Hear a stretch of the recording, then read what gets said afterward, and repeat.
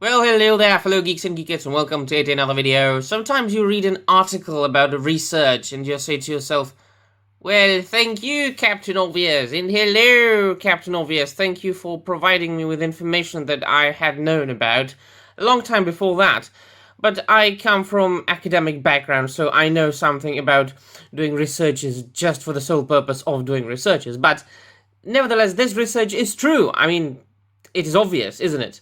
Let's dive into the article first. New study suggests woke culture and pandering has had limited impact on LGBT mental health and suicide rates. I would say no impact, but, whatever. A new study has found that despite the numerous LGBT positive advancements in American society, such shifts in attitude have had limited impact on stress processes and mental health for sexual minority people, suggesting that the recent societal focus on woke culture and minority pandering have been less beneficial for the intended recipients than proponents claim. Well, this is, by the way, a panel scene from the X-Men comic book where Jean Grey has apparently forcefully made Bobby, the Iceman, gay. Well, alright then. Let's get on with it.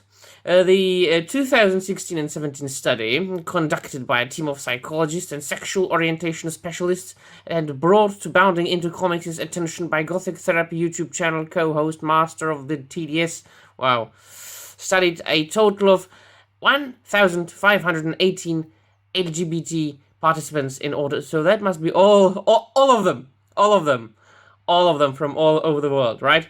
In order to assess how stress, identity, connectedness with the LGBT community, and psychological distress and suicide behavior varied across the three distinct classifications of sexual minority people in the United States.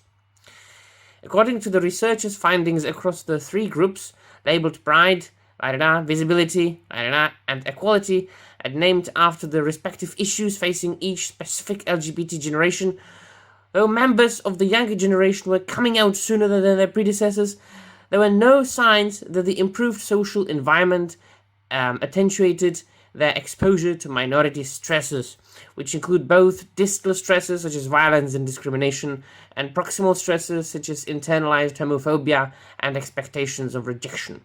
Psychological distress and suicide behavior also were not improved, and indeed were worse for the younger than for older cohorts, the study shockingly found.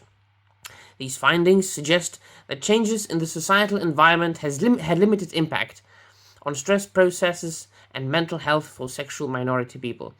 And this, by the way, is a scene when Marvel Comics made Star-Lord a pansexual, because obviously they got to know that Chris Pratt, the guy who made Star-Lord famous, because Guardians of the Galaxy had not been that famous before the movie was made, that he was a Republican, right? So, yeah, why not?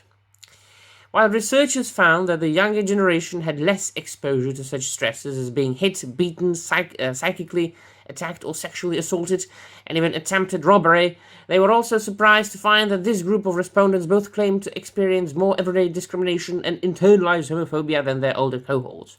To that end, perhaps the most worrying bit of the study's findings, however, is that despite the countries becoming more and more accepting and welcoming over the past 65 years, the suicide rate among LGBT individuals has been on a steady rise, with 30% of the younger cohort, 24% of the middle cohort, and 21% of the older cohort reported at least one suicide attempt, reporting suicide attempts in their lifetimes. In summarizing their work, the researchers asserted that they had found little evidence that social and legal improvements during the past 50 years in the status of sexual minority people have altered the experiences of sexual minority people in terms of exposure to minority stresses and resultant adverse mental health outcomes.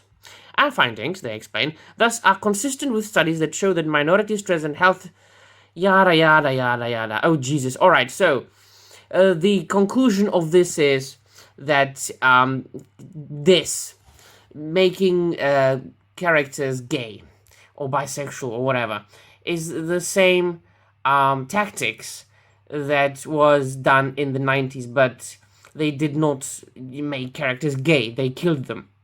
Whenever sales dropped a lot, they killed a character because it drew attention of everybody, not just of the comic book fans, but also of the media. And they got headlines. The Death of Superman by Dan Jurgens. That became a worldwide phenomenon, not only in the comic book industry, I would say not only in America, but worldwide. When Chuck Dixon and Graham Nolan, when they broke Batman's back in Batman Nightfall, well, that stirred the waters. That brought the attention to, DC Comics again. So at the time they killed the characters, or then the death of Captain America,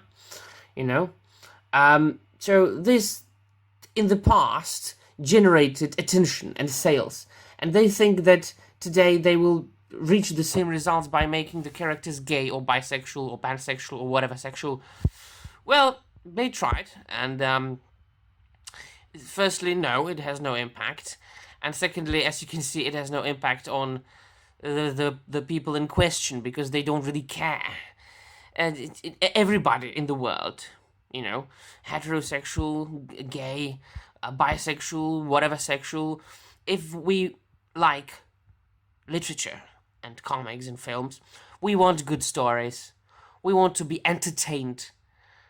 Very few people care about, just and only and simply representation, and if they do, they are the 12 psychos on Twitter. Normal people just want to be entertained. They don't care about socio-political agendas. We just want to live our lives and escape from reality. So yeah, let me know in the comments down below what you think, my friends, and that'll be all. Thank you very much for watching, and goodbye.